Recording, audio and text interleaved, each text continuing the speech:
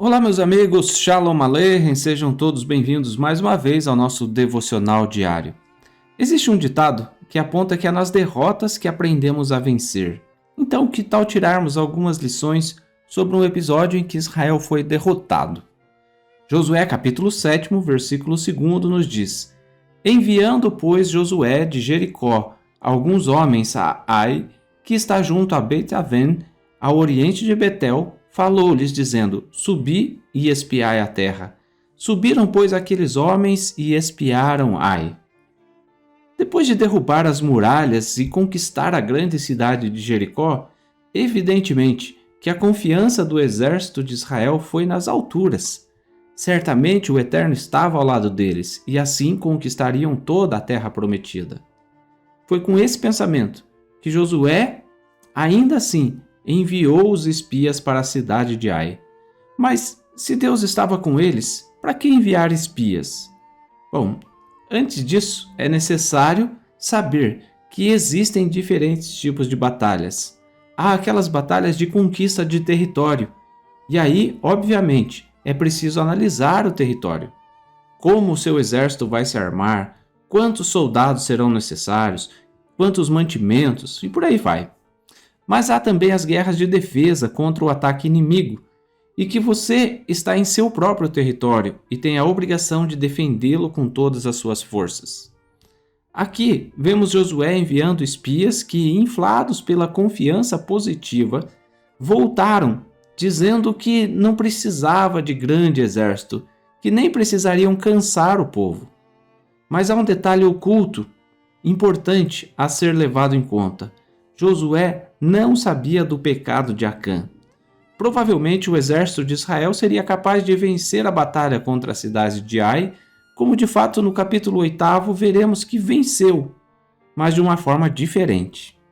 Que lições nós aprendemos desse episódio?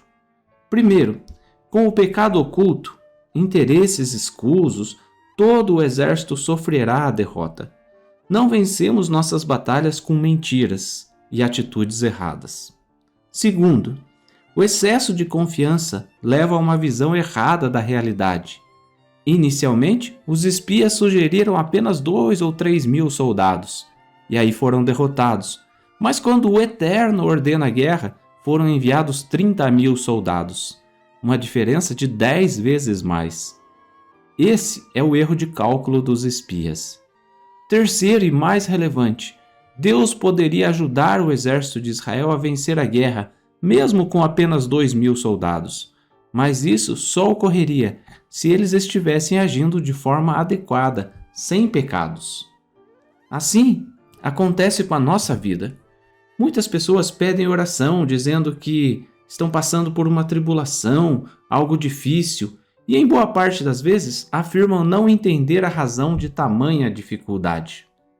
Por exemplo, uma pessoa tem condição de assumir um compromisso para adquirir um carro de 30 mil reais que seja, mas aí ele se deixa convencer por vendedores que é capaz de pagar tranquilamente um financiamento de um carro de 60 mil. Bom, se eu posso ter um de 60, por que eu vou comprar um de 30? Aí, assinando o contrato, ele sai de carro novo e pouco tempo depois começa a reclamar de não estar conseguindo pagar as parcelas. Daí pede oração, porque está passando por dificuldades financeiras. Isso acontece com o carro, mas pode ser com a casa, pode ser com o celular, pode ser com escolas, mensalidades e por aí vai. Excesso de confiança, falta de humildade e pecado oculto da ganância nesse caso. Os mesmos 3 aspectos que encontramos na derrota dos filhos de Israel perante o exército de Ai. Antes de pensar que você está fazendo um bom negócio, pense em Deus. Será que Ele aprova esse propósito? Será que é realmente necessário em sua vida? Não confie em quem espia a sua vida. Espere em Deus. Espere pela orientação do Eterno. Podemos fazer isso nas grandes decisões da nossa vida, como casamento, como uma mudança de emprego, como assumir dívidas, mas também podemos fazer isso nas pequenas coisas diárias, envolvendo a vontade do Eterno em tudo o que formos fazer, e alcançaremos sucesso, porque andaremos debaixo da direção divina. Acredite, isso é possível. mas só irá ocorrer em sua vida se você assumir um compromisso constante de cultivar a relação com Deus, tendo pelo menos 5 minutos todos os dias na presença do Eterno. Shalom.